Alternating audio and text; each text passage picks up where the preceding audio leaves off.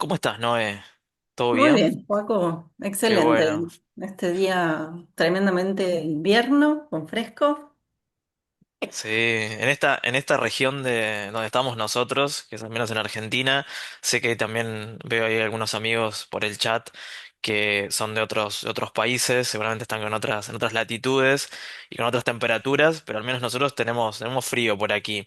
Y qué bueno, ¿sí? Poder empezar a conversar sobre temas que por ahí, cuando empezamos, les contamos un poquito la cocina de cómo comenzó esto de empezar a hablar de social washing. Seguramente a ustedes les viene pasando más o menos lo mismo, pero vemos que se dice mucho o se habla mucho en las organizaciones y en todo ámbito del famoso greenwashing, como si esa lavadora o ese lavado de cara pasaría solamente por los temas verdes o los temas que tienen que ver con ambiente, o específicamente muchas veces se ven muchas empresas alrededor del mundo y que esto es una movida que se viene bastante fuerte, sobre todo en países desarrollados, de penar y de multar fuertemente a compañías que dicen ser carbono neutrales y demás y no lo son. Entonces, esa diferencia o ese gap entre lo que se hace específicamente en la organización versus lo que se dice que se hace, ¿sí? Esa famosa idea del ser y el parecer, que no solamente le pasa a las personas, sino también le pasa a las empresas. Y bueno, y dijimos, no es un tema que solamente atraviesa al eje ambiental, sino que también al eje social y de gobernanza también lo atraviesa, porque la misma lógica que se usa para las cuestiones ambientales podría ser emulada para utilizarse en los temas sociales. Y es por eso que decidimos convocar esta reunión y empezar a conversar sobre estos temas. Y bueno, hay un poco, ¿no? Si querés, con la parte inicial de cómo lo ves vos a este tema y cómo nos impacta de lleno en la comunidad del compliance, que es un poco la comunidad que hoy a nosotros nos convoca. Sí, yo ahí creo que tal vez no estamos del todo familiarizados con el concepto de social washing. Quizás esto venga metodológicamente de la subsunción que suele darse con la gestión del riesgo socioambiental, ¿no? En este el socioambiental tal vez se terminan mimetizando riesgos muy específicos propios de impactos en derechos humanos o de una muy mala gestión de la diversidad y la inclusión en las empresas. Y en un punto como que se mete todo dentro de la misma bolsa y se impide la gestión específica de cada uno de estos riesgos. Entonces, por un lado esto, entiendo que hay una suerte de puesta en la narrativa vinculada con los riesgos sociales específicos que tiene que ver también con los avances que hubo en la agenda ambiental, en donde ya el greenwashing, por definición, quedaba raro hablar de impactos en derechos humanos y referirse a eso como greenwashing. Entonces, el social washing creo que también tiene que ver con un poco se corrió la frontera de lo que es el riesgo reputacional tradicional, porque en un punto nosotros Totalmente. estábamos muy habituados al impacto en términos de escándalos de corrupción, escándalos vinculados con fraudes internos en las empresas y esto de salir en los diarios por causas relacionadas con esto, pero tal vez no estábamos tan relacionados, no relacionamos tanto el efecto del social washing, que es esto de que contabas vos antes, ¿no? De la brecha entre el discurso público o lo que asevero que tengo, incluso a veces sin ánimos de mentir, sino simplemente para amplificar una buena pequeña acción que haces y construir en torno a eso una narrativa de una cultura responsable en ciertas cosas que tal vez no es tanto. Entonces, de la mano de una sociedad que cada vez va perfilando más con ciertas nociones asociadas a la protección de los derechos humanos, a entender la diversidad en otros términos, que exige mucho más. Entonces, esa sociedad se descompone después en, obviamente, consumidores y consumidoras, en inversores mucho más afilados en qué exigen. Entonces, en orden a todo esto, entiendo que es preciso empezar a poner las cosas por su nombre y hablar técnicamente de lo que corresponde, porque en un punto también la carencia de ponerle la etiqueta de social washing impide que lo gestiones correctamente. Súper, Noé, totalmente de acuerdo. Y cuando empezamos a pensar en un invitado para conversar más de cerca y ver cómo todos estos temas impactan directamente en las organizaciones, es ahí que dijimos, Diego Castanino es nuestro aliado estratégico para conversar todos estos temas. Con Diego disfruto mucho porque doy clases en otro espacio y la verdad que es una de las personas que tiene muchísima claridad, muchísima experiencia para transmitir todos estos temas y trabaja en una empresa que seguramente todos conocemos, que es PepsiCo. Entonces dijimos, Diego es el interlocutor y bueno, muy, muy amablemente se ofreció a aceptar nuestra propuesta para poder venir a conversar en esta mañana con todos nosotros y poder bajar un poco más a tierra todos estos temas. Les cuento para quienes no lo conocen que Diego Castanino es el director global de temas legales en PepsiCo. Así que bueno, Diego, ¿cómo estás? Buenos días y bienvenido. Hola, buenos días. Muchas gracias, Joaquín. Muy contento de estar hoy aquí con todos ustedes. Muchas gracias a la asociación por la invitación y a todos los que se conectan para conversar sobre un tema tan interesante. Qué bueno, Diego, bienvenido nuevamente. Bueno, y si ya te parece, empezamos con algunas preguntas que tenemos programadas para hoy. Y la idea es que los participantes también puedan ir haciendo sus propias preguntas a partir del intercambio que nosotros vamos teniendo, que las pueden dejar en el espacio de preguntas y respuestas o mismo por el chat, y nosotros luego las vamos a ir levantando y vamos a ir conversando. Bueno, entendemos que con esta intro que hizo Noé, muchas organizaciones comunican compromisos sociales muy ambiciosos.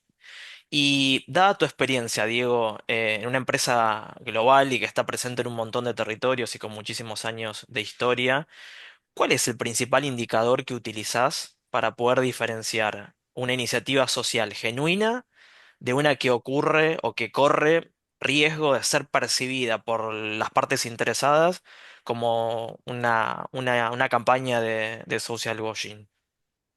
No, muchas gracias por la pregunta y también por esa introducción tan buena que ustedes dieron, que me parece genial porque aterriza mucho el tema. Recordemos que el tema de ESG es uno de los últimos que ha desarrollado la OCDE en sus principios, es uno de los principios más recientes que hay y ya empezamos a ver que en materia de buen gobierno corporativo hay que analizar el ESG por separado. Entonces esa diferencia entre el social washing y el greenwashing son conceptos que tenemos que empezar a digerir, a entender, porque ya estamos en un momento en donde hay tratamientos diferenciados. Entonces me encantó esa introducción que ustedes hicieron. En segundo lugar, antes de entrar a la respuesta de tu pregunta, siempre es bueno recordar también que hoy las empresas están sometidas a una expectativa creciente de tomar posición y de demostrar impacto en asuntos sociales y ambientales, y eso tiene una razón. Y la razón es que hoy a todos nos importa, ¿ok? Ya no importa ni la edad, no importa estatus, no, a todos nos importa en una u otra medida. Entonces tenemos a consumidores, tenemos a empleados, tenemos a inversionistas, tenemos a reguladores, tenemos a comunidades. Todos quieren saber no solamente qué está vendiendo una empresa, sino cómo se está comportando esa empresa. Entonces, imagínense que ya para los trabajadores esto es tan crucial que a la hora de elegir dónde quieren trabajar o si quieren seguir en una empresa o no, esto es un elemento clave para tomar su decisión. Entonces, para las empresas es una palanca para retener talento. O un consumidor cuando está en un supermercado, en el anaquel y ve dos champús distintos, si se recuerda que en la mañana vio en las redes sociales una noticia que no le hizo sentido sobre, no sé, que están haciendo pruebas con animales o que están utilizando mano de obra infantil para hacer los empaques, él va a elegir otro, a pesar de que este hubiese sido su favorito de toda la vida. O el inversionista que está tomando una decisión en dónde va a colocar su dinero, lo primero que va a ver es eso, porque es que esto nos puede traer de la mano escándalos reputacionales y con la reputación se puede venir todo abajo. Es como siempre se dice, Totalmente. tardamos mucho en construir la reputación y es muy así como se puede caer todo ese edificio. Entonces, el problema cuando hablamos ya del greenwashing, del social washing, etcétera, es que el problema comienza cuando la velocidad de la comunicación supera la velocidad de la transformación interna. Yo lo veo más cerca de eso que cerca de mala fe, que por supuesto que lo va a haber, ¿cierto? Pero muchas veces los equipos de marketing, los equipos de comunicaciones pueden construir una narrativa en semanas, cambiar una cadena de suministro, una cultura organizacional o una práctica empresarial que puede tomar años, y ese desfase es el terreno natural donde ocurre el social washing. Entonces el riesgo comienza cuando nuestra narrativa avanza mucho más rápido que nuestra capacidad para demostrarla. Y cuando tú vives esa situación, te das cuenta de, ay, sí, o sea, fuimos demasiado rápido, no hicimos doble clic, no hicimos las preguntas adecuadas para poder entonces entender en qué paquete nos estamos metiendo, en qué riesgo nos estamos metiendo, porque quién es el responsable, cómo estamos midiendo, es posible, de verdad es necesario comunicar esto o es necesario comunicarlo ahora. Entonces, esos son los elementos que yo creo son cruciales al momento de iniciar debate sobre esta materia, Joaquín. Qué Mm. importante digo esto que decís porque me viene a la mente de que por ahí muchas veces las áreas de sostenibilidad o de compliance dentro de las compañías suelen tener un ritmo totalmente distinto a un área de marketing o un área de comunicación. Entonces, o áreas que están mucho más cerca o más pegadas a iniciativas comunicacionales y demás. Entonces, qué importante esto de poder trabajar en equipo y empezar a alinear tiempos. Porque, o sea, muchas veces he visto en organizaciones en donde hay procesos internos dentro de las propias áreas que llevan muchos días versus tenemos un mercado en donde hay que salir y hay que salir a comunicar y marketing o comunicación avanza mucho más rápido que nosotros. Entonces, creo que también está bueno esto de poder setear esas expectativas y que, bueno, tratar de como de buscar un punto en común entre hacia los interlocutores que vamos a ir, porque hoy esto que decías, Diego, el famoso Warren Buffett que decía que tardamos 20 años en construir una buena reputación y en 5 minutos llevarlo al tacho. Hoy creo que es mucho más rápido. Esos 5 minutos eran cuando no había tecnología o redes sociales. Hoy en segundos. Entonces, bueno, tenemos que estar como mucho más atentos, ¿sí? A eso. Tal Tal cual, cual. no, totalmente de acuerdo. Ahí, Diego, preguntarte un poco, aprovechando tu experiencia que es muy valiosa en PepsiCo, ¿cómo participa puntualmente el área de legal cuando se evalúan campañas o comunicaciones vinculadas a iniciativas con impacto social o con relatos asociados a la sostenibilidad y demás? Bueno, fíjate, yo siempre digo a los departamentos legales de las compañías que ya la empresa no necesita al abogado doctor no, que todo es un no, no, no, ¿verdad? Lo que necesita es verdaderos socios estratégicos que conozcan la realidad de la empresa, el momento, el contexto y los objetivos de corto, mediano y largo plazo. Con eso en mente, el abogado de hoy tiene que trabajar e ir un poquito más allá. No se va a limitar a, ¿podemos legalmente decir esto? No, más bien tiene que hacer un doble clic y empezar a hacerse preguntas como, ¿esto se puede demostrar? ¿Esto está siendo consistente con nuestras prácticas? ¿Podemos razonablemente interpretarse de una manera distinta?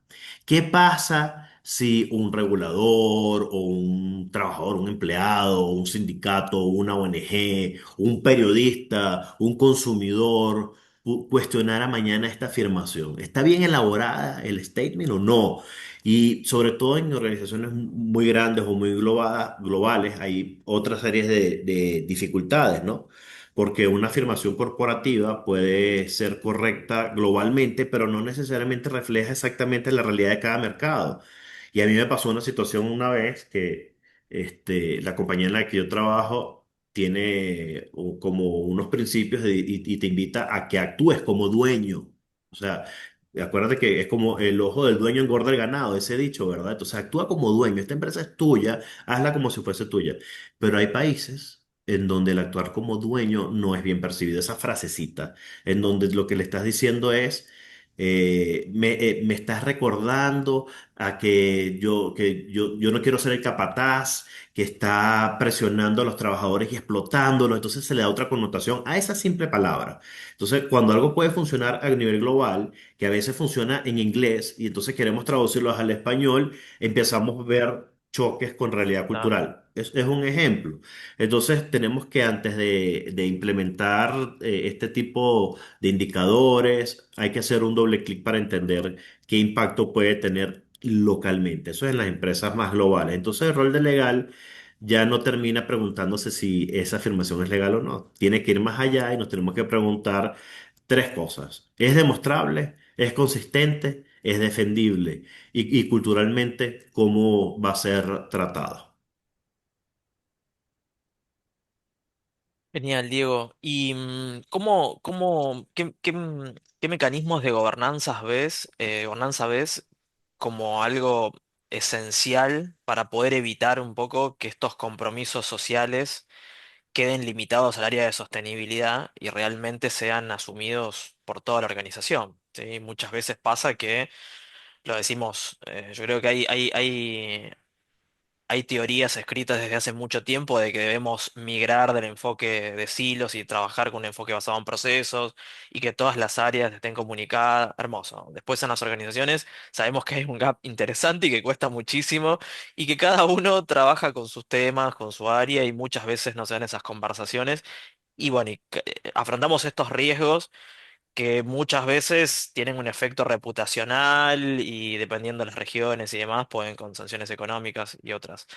Entonces, bueno, qué buena práctica sugerís, ¿sí? Desde el punto de vista de la gobernanza para evitar, ¿sí? Cuando los compromisos que no queden solamente limitados a un área en particular, a sostenibilidad o a marketing o a comunicaciones, sino que sean asumidos por toda la organización. Mira, aquí agarro en mi cajita de herramientas del compliance la herramienta Tonas de Top, ¿no? Entonces yo creo que el paso número uno, reúnete con la alta gerencia y cuéntales de casos que están ocurriendo. En Estados Unidos hay 100 casos que están pasando ahorita, todos muy curiosos, porque hay gente que está pendiente de esos grises, de esas afirmaciones que son un poco raras, para hacer doble clic, victimizarse y demandarte por montos millonarios. El hecho de que tú utilices en tu empaque el logo de una asociación o una certificación que a lo mejor era temporal y ya no está vigente porque ya no era para el año 2024 y todavía te quedó paquetes del 24 y lo sigues usando en el 25, ya eso es un pecado mortal, ¿no? Entonces tienes consecuencias. Detalles como tan tontos como esos, ¿no? Entonces, creo que hay que explicar y sensibilizar a la gente de que hay que trabajar en un ambiente colaborativo. Esa es mi énfasis, ambiente colaborativo, en donde todos tenemos que participar y todos tenemos que opinar y todos tenemos que tener una gran coherencia. Entonces, tienes el ownership claro, en donde cada compromiso debe tener responsables concretos en cada una de las funciones que puedan ejecutarlo. Tienes que tener métricas y seguimientos periódicos siempre, ¿ok? Lo que no entra en los mecanismos normales de gestión de una organización, yo creo que corre siempre ese gran riesgo de convertirse solamente en una declaración. Y ahí es donde empiezan los problemas. Y tercero, esa gobernanza transversal, que es la que estamos diciendo, en donde tiene que estar sustainability, legal, compliance, recursos humanos, procurement, operaciones, comunicaciones, porque el negocio todos tienen que participar y todos se tienen que adherir a ese compromiso que estamos asumiendo y ver si de verdad lo podemos alcanzar, porque no es que una sola área lo va a lograr, es el conjunto de todos. También creo que pudiésemos agregar que en la gobernanza tenemos que incluir un mecanismo para revisar. Inclusive si es necesario modificar un compromiso cuando cambien circunstancias, que también puede pasar. O sea, Totalmente. o la evidencia demuestre que una meta ya no es realista, también puede pasar. Entonces, la sostenibilidad yo creo que se vuelve real cuando deja de ser una declaración, ¿ok? O una iniciativa de un área aislada y entra más bien dentro de tu día a día, entra en tu proceso ordinario de una decisión de negocio. Y Diego, ahí aprovechando esto que mencionabas recién de cuando una meta deja de ser real, ¿no? ¿Cómo gestionas esa realidad material de que se asumió públicamente o se comunicó públicamente un compromiso, ya sea formalmente en el ámbito de tu memoria anual integrada o en una declaración pública, en un statement de autoridad de la empresa o lo que fuera. ¿Cuál te parece que es la estrategia más adecuada cuando no se llegó y los resultados no fueron los esperados? Es mejor decir, bueno, vamos a esperar a corregir esto y después salir a comunicar o comunicar inmediatamente por qué, cuáles fueron los desvíos, qué causas tuvieron, causa raíz. ¿Cuál te parece la estrategia más adecuada en tu experiencia para lidiar con esta situación? Mira, yo evitaría los dos extremos radicales, ¿no? Que yo ni escondería el problema hasta encontrar una solución que sea perfecta, pero tampoco comunicaría precipisadamente sin entender qué fue lo que pasó. Entonces, ninguno de los dos extremos. Yo me enfocaría más bien en entender qué está ocurriendo, en qué términos. Por ejemplo, cuando existe una desviación material, lo primero que tenemos que hacer es entenderla con suficiente rigor y después comunicar de manera muy transparente por lo menos tres elementos, ¿no? ¿Qué ocurrió? ¿Por qué? ¿Y qué estamos haciendo al respecto? Luego, creo que también es muy importante evitar reinterpretar retroactivamente una meta para hacer parecer que se cumplió. Eso no creo que sea sano. Eso normalmente lo que va a generar es un daño reputacional brutal, que peor que reconocer que no se alcanzó. La gente quiere la verdad. O sea, la gente no quiere que lo estés mareando, que lo estés engañando. De hecho, creo que una organización puede incluso fortalecer su credibilidad diciendo, mira, establecimos esta meta, no llegamos, estas son las razones, estas son las acciones que estamos tomando, porque no es solo decir no llegamos. ¿Qué estás haciendo entonces ahora? ¿Cuál es esa nueva situación? Yo creo que la credibilidad no significa perfección, ¿ok? Y también creo que la confianza no depende de cumplir absolutamente todas las metas, depende también de cómo reaccionamos cuando no las cumplimos. Y esa es la gran credibilidad y la gente lo valora mucho. Sí, creo que es Totalmente, clave Diego. ahí la transparencia, ¿no, Joaco? Ujú, Y también la Sí, trazabilidad, porque quizás en Argentina tenemos una etapa bastante embrionaria de lo que es los reportes de sostenibilidad y tal vez lo fidedigno de los datos o quizás la trazabilidad de los datos termina siendo no tan sólida como en otras regiones o tal vez en Europa en donde ya tienen cierto rigor en qué información se reporta con qué ujú. trazabilidad. Entonces, quizás ahí de la mano de de esta etapa inicial en la que estamos, eh, creo que lo clave también es ser transparente comunicando. Me parece que es como también en las relaciones humanas, que no siempre todo es color de rosas y es bueno darlo a conocer de la manera más honesta posible. Creo que eso vuelve como real la narrativa o lo discursivo. Perdón, poco Totalmente. sí. ahí. Y ahí también traigo un poco esto de que, por ejemplo, en normas internacionales relacionadas con sostenibilidad siempre hay una premisa de que cuando vos tenés que responder que no o que no vas a informar algo, tenés que explicar por qué. ¿Por qué? Y un poco está atado esto a lo que vos decís, Diego, de, bueno, usarlo como una buena práctica también, que no solamente tenemos que estar atado a una norma internacional de que nos está obligando a explicar el por qué, sino también como una buena práctica de comunicación de la compañía. Y esto está bueno también para hacerlo permear con las áreas de marketing, de comunicaciones.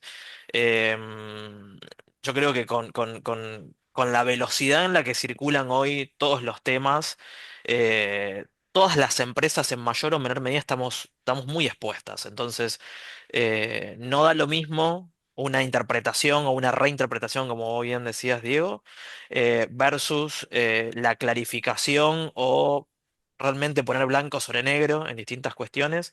Creo que ese trabajo por ahí vienen con algunos vicios de otras épocas en donde hace 30 años atrás las noticias circulaban mucho más lento y había un Ujú, cierto tiempo, esto no porque haya vivido en ese momento, sino por el hecho de que te cuentan, eh, bueno, había un tiempo, el diario era uno, podías llamar al editor del diario y que no te saquen la noticia, o sea, había ciertos atajos que la gente tomaba en líneas generales y quizás a lo mejor funcionaban. Después es otra temática si está bien o está mal, pero... hoy creo que esa gimnasia o esa dinámica ya quedó totalmente desterrada Bueno, qué bueno esto también de poder llegar a poder identificarlo y poder pararlo a tiempo y no dejar que se haga una bola inmensa y que en algún momento termine tapando. Muchas empresas les ha pasado, o sea, hay muchas que son de público conocimiento, donde en algunos momentos, bueno, este intangible que hablamos siempre en temas de sostenibilidad y en temas de compliance, de la reputación, del cómo nos ven los de afuera, es real. Por más que después no esté contabilizado en los balances o en los estados de resultado, es real, ¿sí? Entonces, todas las compañías en alguna u otra medida lo tienen muy presente y trabajan mucho para eso. Y qué bueno que podamos llevarlo, obviamente, a casos concretos.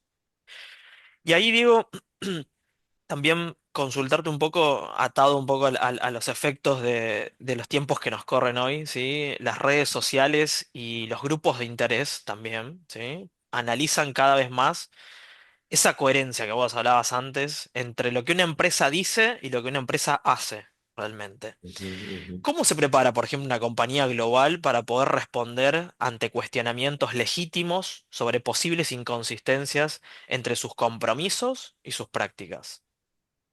Mira, yo creo que la mejor preparación no comienza cuando aparece la crisis, ¿ok? Comienza mucho antes de hacer la afirmación pública. Por eso una compañía global tiene que saber qué está diciendo, qué evidencia sustenta esa afirmación que está generando, quién es el responsable de esa afirmación y dónde pueden existir excepciones o brechas. Entonces, cuando surge un cuestionamiento legítimo, el primer impulso no debería ser necesariamente defenderte. Primero tendrías que preguntar, ¿hay algo de verdad en el cuestionamiento? ¿Hay algo que nosotros no estamos viendo? ¿Ok? Y eso a veces la soberbia no te deja ver y inmediatamente sale tu lado a defenderte. Pero tómate un tiempín para entender cuál es el cuestionamiento. Y a lo mejor te puede sorprender, a lo mejor te están diciendo algo que para ti es totalmente nuevo y no contemplaste. Entonces ten cuidado a sobre reaccionar y lo que vas a generar es que la bola de nieve va a crecer y crecer. Y yo creo que entonces, después de eso, tenemos que poder reconstruir rápidamente los hechos y responder con evidencia. Y eso requiere otra vez la coordinación multifuncional. Tiene que estar todos en esa mesa, tiene que estar legal, comunicaciones, sustainability, compliance. Y por eso también las empresas tienen que tener muy claro cómo es el governance en momentos de crisis. Porque si tú no tienes tu manual de crisis, si tú no sabes cómo vas a operar cuando ocurre una crisis, la que sea, la probabilidad es de que el riesgo es mucho mayor de que volvamos a meter la pata, ¿ok? Porque alguien va a decir algo inapropiado, o alguien no va a reaccionar de la manera correcta. Entonces, en ese crisis management, cuando ocurre una crisis de esta materia, ahí a juro tienen que estar estos señores o señoras de esas funciones sentadas y sentados allí. También creo que es muy importante en compañías, vamos a hablar ya de las globales, reconocer que puede existir una política, como decíamos antes, una política global como correcta y al mismo tiempo una implementación imperfecta en específicos mercados. Eso pasa más de lo que creemos. Y Claro. reconocer una inconsistencia específica no necesariamente va a invalidar todo el compromiso corporativo. Yo creo que todo se puede corregir. Entonces, la reputación se protege menos con una buena respuesta de crisis que con la capacidad de mostrar antes de la crisis cómo nuestras palabras se conectan con nuestras decisiones. Yo lo vería así, Joaquín. Está muy bien, muy interesante lo que traes, Diego. Yo te sumo una pregunta que tiene que ver un poco con entender en dónde puede materializarse el riesgo de social washing. Entendiendo que o bien puede darse en el ámbito de la cultura interna, en malas prácticas de cultura o de clima organizacional, o puede darse en comunicaciones corporativas que hayas tenido en statements públicos, que hagas en tu web o en algún espacio, o también puede materializarse tal vez en las prácticas que vos tengas en tu cadena de valor, ya sea con proveedores que tienen, por ejemplo, no sé, se me ocurre trabajo infantil o mano de obra Ujú, esclava. Bueno, estos ujú. eventos que pueden trasladarte a vos un problema en términos por carácter transitivo o por solidaridad, ¿no? Ujú. Eh, ¿En dónde de estas distintas dimensiones vos eventualmente entendés que está el mayor riesgo hoy por hoy en una compañía grande? ¿O qué apuntarías vos a mitigar prioritariamente? Mira, yo creo que en todos los que acabas de mencionar hay riesgos, pero Ujú, todos son de naturalezas diferentes. Y ahí es donde radica el diferente tratamiento que hay que darle, ¿no? Porque la comunicación corporativa probablemente es donde el riesgo se va a materializar más rápido, porque vas a convertir una práctica interna en una afirmación pública verificable. La cultura interna creo que es donde puede originarse una inconsistencia ya a nivel estructural, porque si internamente las decisiones contradicen sistemáticamente lo que estamos comunicando externamente, pues tarde o temprano esa contradicción va a emerger, ¿ok? claro, Pero en grandes compañías globales, yo creo que prestaría especial atención a la cadena de valor y los terceros, ¿no? Una organización puede tener políticas muy buenas a lo interno, pero tener miles de proveedores, distribuidores, contratistas o socios que están operando en contextos muy diferentes. Entonces, para la opinión pública, la distinción jurídica entre la compañía, su proveedor, muchas veces importa muy poco. O sea, ¿cuántas veces no hemos vivido confusiones, ¿no? Entre socios estratégicos, que también a veces no se las ponemos fácil a la gente, porque o tenemos nombres similares, o usamos una imagen corporativa muy parecida. Entonces, también las confusiones a veces las generamos nosotros mismos. Pero la verdad es que la gente a veces no se toma el tiempo para verificar bien esa distinción jurídica de dónde está el problema. Entonces todos terminamos pagando la cuenta. De tal manera que la comunicación es donde el riesgo se hace visible. La cultura yo diría que es donde puede originarse y en la cadena de valores probablemente donde resulte más difícil controlarlo. Genial, perfecto, Diego. perfecto, gracias, Diego. Tenemos varias Tenemos, ¿no? preguntas, ¿no? Sí, sí. Yo igual tengo una pregunta también para Diego, me parece muy buena, muy bueno aprovechar su experiencia. Eh, tipo, nombranos los tres mejores consejos que podés dar a una persona que está gestionando una situación de crisis reputacional vinculada con social washing. ¿Cuáles son las tres grandes cosas que le dirías a alguien que está gestionando esto? Que se enfrenta a un problemón y dice, bueno, me siento en el escritorio y resuelvo esta papa caliente. Muy buena pregunta. Trasladándole tus años, qué le dirías? Muy buena pregunta. Yo diría primero, eso es una torta, un pastel muy grande, no te lo tienes que comer tú solo. Entonces, inmediatamente invita a los demás a que estén en esa mesa contigo, ¿ok? Segundo, no reaccionar impulsivamente. Calma, calma. Hasta que no hagamos nuestra revisión interna, no vamos a reaccionar.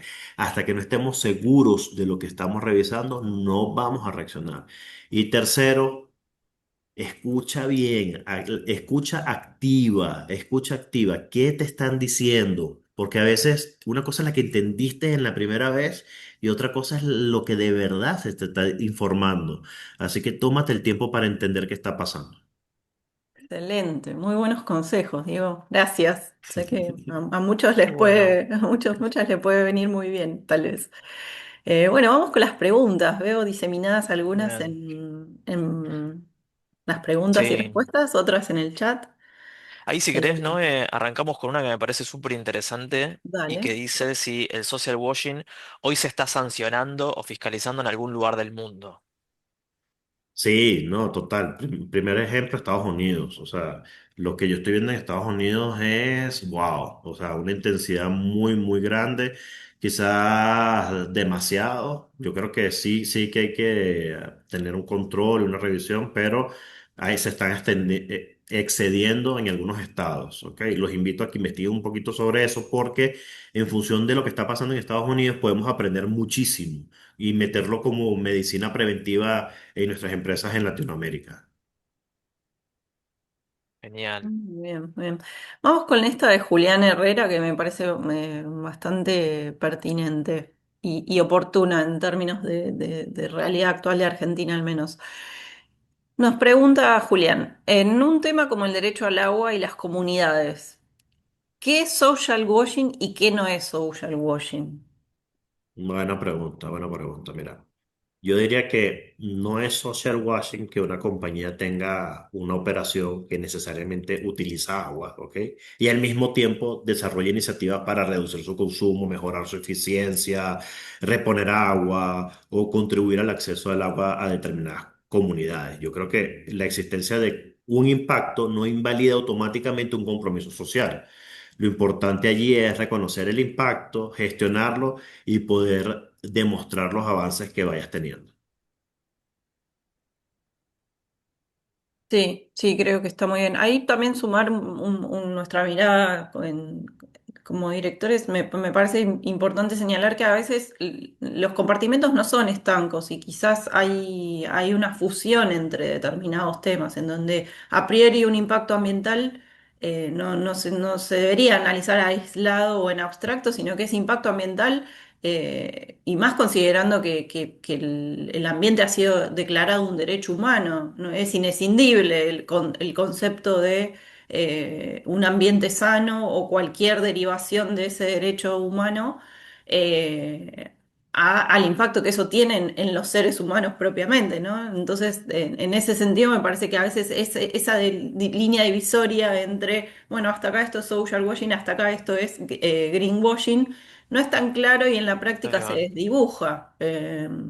Creo que también, Y muchas veces, no, perdón, están súper relacionados y uno es consecuencia, o sea, le da pie al otro, ¿sí? Muchas veces temas ambientales no son necesariamente o solamente temas ambientales o impactos ambientales, sino que también desencadenan efectos sobre las personas. Entonces ahí también ya pasás a la parte social. Y bueno, esa, si entendemos el concepto de derechos humanos en forma amplia, el ambiente también es un derecho humano. Entonces, bueno, ahí estamos, ahí estamos más en problema porque está súper cruzado y está metido dentro de un paraguas genérico de derecho humano. ¿Sí? No, y sí, escuchándolos, disculpen, me recordé de un caso que siempre comento que me da muchísima risa. Eso fue hace varios años en otra empresa que me invitaron a, a una cena con el liderazgo y entonces estaba como el presidente de la región y tal, que bueno, lo estaban recibiendo, bueno, tú sabes, vino el gran jefe. Y estábamos en esa empresa, yo no participaba en esa empresa, era un invitado. Esa empresa estaba en un momento en donde estaban preparando sus objetivos el año siguiente. Y este señor llegó como muy entusiasmado con los compromisos de ESG, ¿ok? Pero así como estaba muy entusiasmado, estaba cero preparado, o sea, cero entendimiento. Se ve que entró una charla, alguien le dijo que eso era importante, bueno. Entonces en la cena, el señor, y de verdad esto no es chiste, agarró una servilleta y dijo, ¿y qué les parece si para el año que viene logramos reducir 10% el consumo del agua? Y la gente se veía, la gente, ¡sí! Y lo anotaron en una servilleta y esa servilleta rodó por toda la mesa y todo el mundo la firmó, ¿ok? Y yo me quedaba viendo y decía, pero ya va, ¿de dónde salió el 10? ¿Es posible? ¿No es posible? claro. ¿Cómo te preparas para...? Esto es una locura, o sea, esto va a salir mal sí o sí. Si yo le digo al líder local, le digo, esto está mal. Y él me dijo, sí, pero no se le puede decir nada, el señor no le gusta que lo contradigan, ya veremos, ya resolveremos. Y les fue re mal, porque además lo comunicaron, la gente se lo cobró muy mal. Entonces, porfa, nunca hagan esa locura de la servilleta sin saber si es algo posible de alcanzar. No, las metas en contextos emocionales claramente que no Tal Wow. están cual. muy bien fijadas. Eh, bueno, esperamos haber respondido tu pregunta, Julián. Avanzamos con la de Daniel, Joaco, ¿te parece? ¿Por dónde está? Sí, Daniel pregunta cuánto hay de realidad y cuánto de mito en que que una persona cuando va a comprar un producto se fije en si hay maltrato animal, por ejemplo. No, sí hay. Yo creo que sí hay mucho de realidad. Creo que la gente hoy investiga más. El que investiga consigue la información que está buscando y el que no investiga y está pasando rato, ya sea TikTok, Instagram, X o Facebook, por simplemente estar ahí mirando timelines, puede conseguirse con noticias. Entonces Ah, son situaciones que están allí y hay ONGs que están, para bien o para mal, haciendo sus seguimientos que también hay que decirlo, ¿verdad? Hoy algunas ONGs están llevando a cabo actividades un poco, se han alejado de su propósito natural y se han transformado en verdaderos operadores para dañar determinados mercados, para dañar a determinadas empresas. Y yo eso sí lo rechazo. Yo creo en la ONG que sinceramente tiene un interés genuino en proporcionar, pedir información, data que de verdad genere valor. Y ellos están constantemente bombardeando en las redes con sus datos y sus cosas. Entonces, si tú lo estás viendo y tú ves que ese champú y te muestran fotos de unos monos ahí todos así, llorando, y puede ser que sea y seguramente es mentira esa foto, tú te vas a sentir incómodo comprando ese producto. hoy creo que tenemos un desafío súper interesante porque, nada, con el uso de la inteligencia artificial también hay hay muchos fake news, o sea, creo que cuesta. Hay que hacer más de un doble clic en saber realmente qué es verdadero y qué no puede ser verdadero. Entonces, creo que las partes interesadas o los grupos de interés que realmente están comprometidos con estos temas y les interesa acceder a información legítima de las compañías, bueno, hay que hacer una buena búsqueda, ¿sí? Y ir siempre, recomendamos lo mismo, a las fuentes oficiales para no caer, ¿sí? En engaños, que hay de todo tipo, Ujú, ¿sí? No ujú. solamente hay cosas buenas, sabemos que también hay cosas malas, y gente que no tiene buenas intenciones, y bueno, nada, cada uno con su, con su forma, ¿sí? Acá Noé, me parece esta pregunta que está buena, que nos hace una participante donde dice la formación de los profesionales que participan en las organizaciones en distintos niveles. ¿Cómo impacta las lógicas de gobernanza, reputación y compliance para potenciar los aprendizajes para las futuras generaciones? Mira, muchísimo, o sea, capacitar, capacitar y capacitar siempre.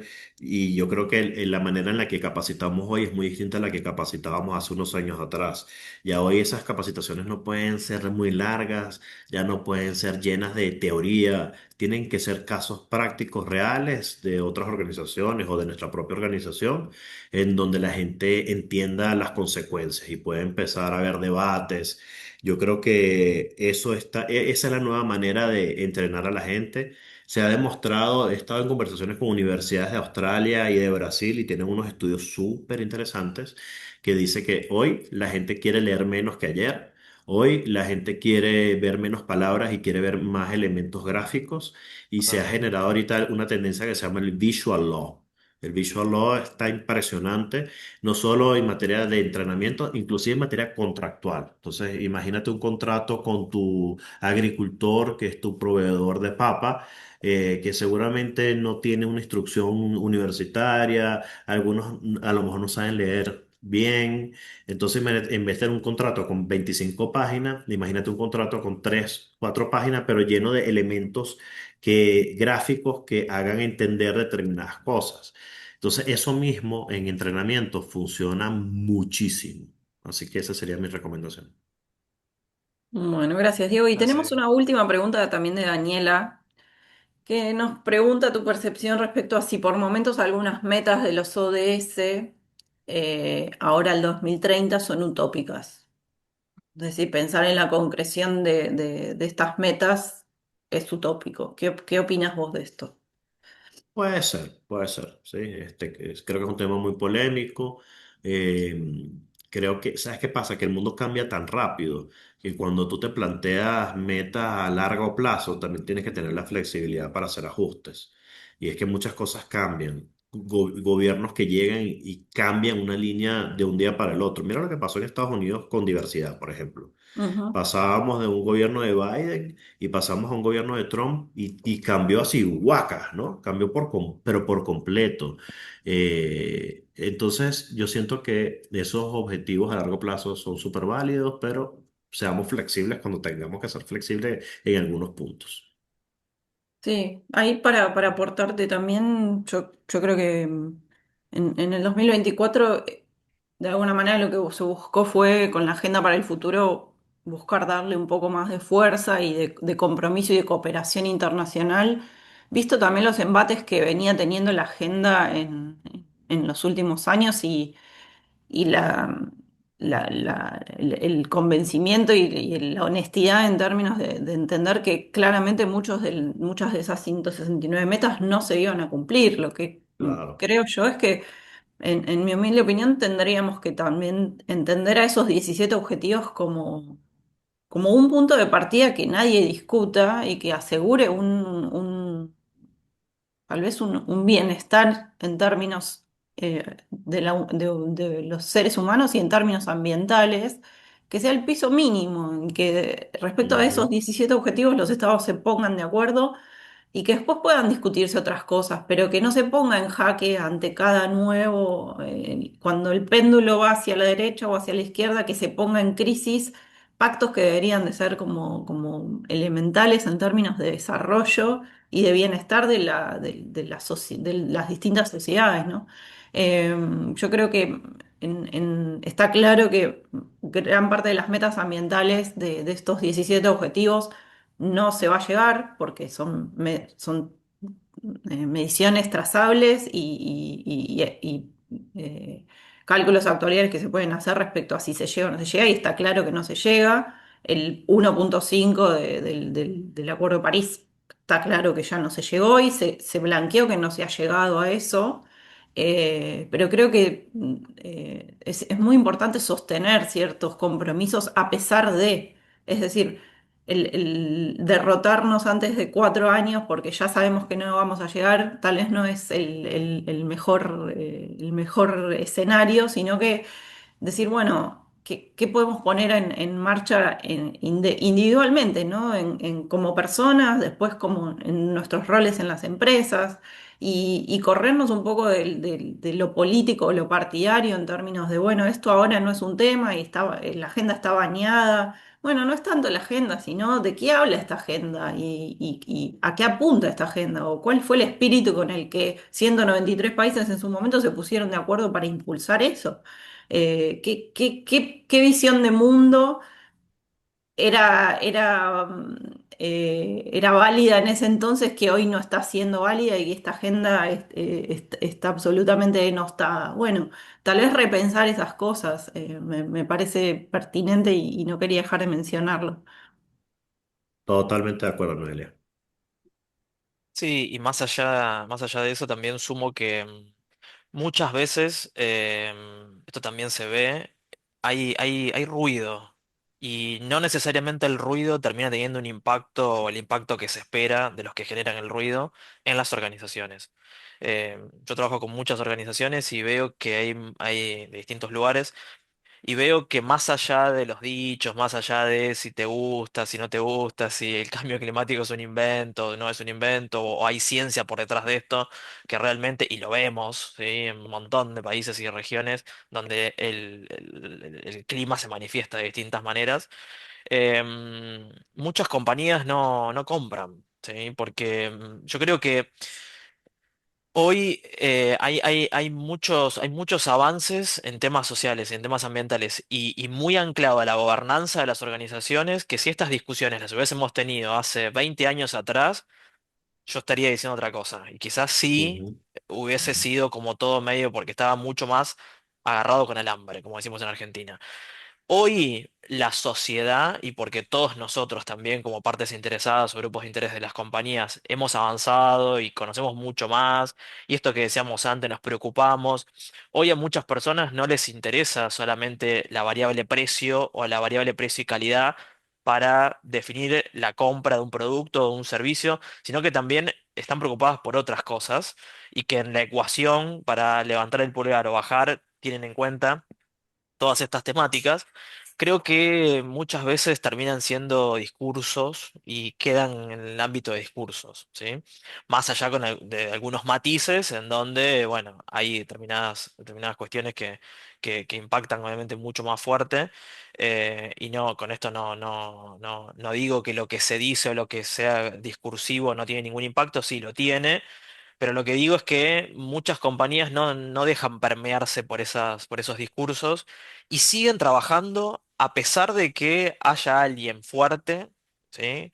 Que esté diciendo que hay que agarrar otro camino, ¿sí?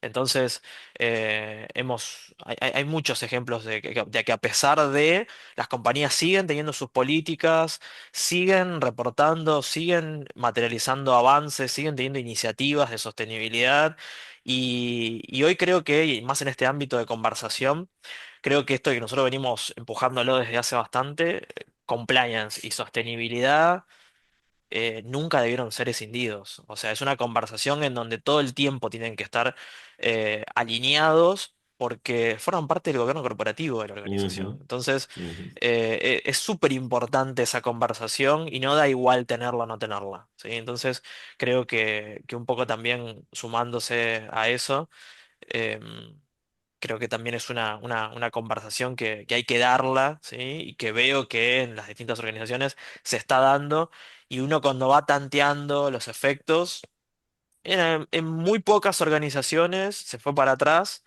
pero en organizaciones líderes globales, estos temas siguen siendo temas de agenda y lo van a seguir siendo, independientemente de los discursos. Entonces, creo que esto también está bueno, ¿sí? Como para poder traerlo, y que no todo es apocalíptico, que no todo es el fin de... No, no, o sea, hay mucho para hacer todavía, y creo que todos nosotros que estamos muy empapados de estos temas, estamos muy convencidos.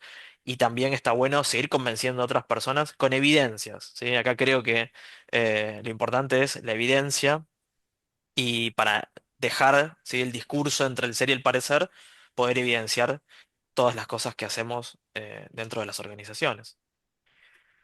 Perfecto. Bueno, Joaco, estamos en hora para ser puntuales y respetuosos del horario de todos. Vamos a ir cerrando. Diego, un placer enorme haberte tenido en este mano a mano. Gracias por compartir con todos tu experiencia y un gustazo tenerte en la comisión. No, me encantó. Muchas gracias a ustedes. Gracias por sus amables comentarios que me han estado enviando por el chat. Y porfa, invítame de nuevo porque me encantó esto, ¿ok? Estoy siempre a la orden y qué éxito que ustedes tengan este grupo y traten estos temas tan interesantes. Los felicito. Gracias. Bueno, muchas Muchas gracias, gracias. Diego. Y Siempre si quedó vas a estar alguna, invitado. Joaco, perdón, si quedó Sí, alguna pregunta que no respondimos, nos disculpamos. Trataremos de responderlas después vía mail, quizá. Así totalmente. Nos que, pueden contactar. Sí, sí. Bueno, sin muchas duda. gracias a Bueno, todos y que tengan muy buen día. muy Hasta buenos luego. días. Hasta luego.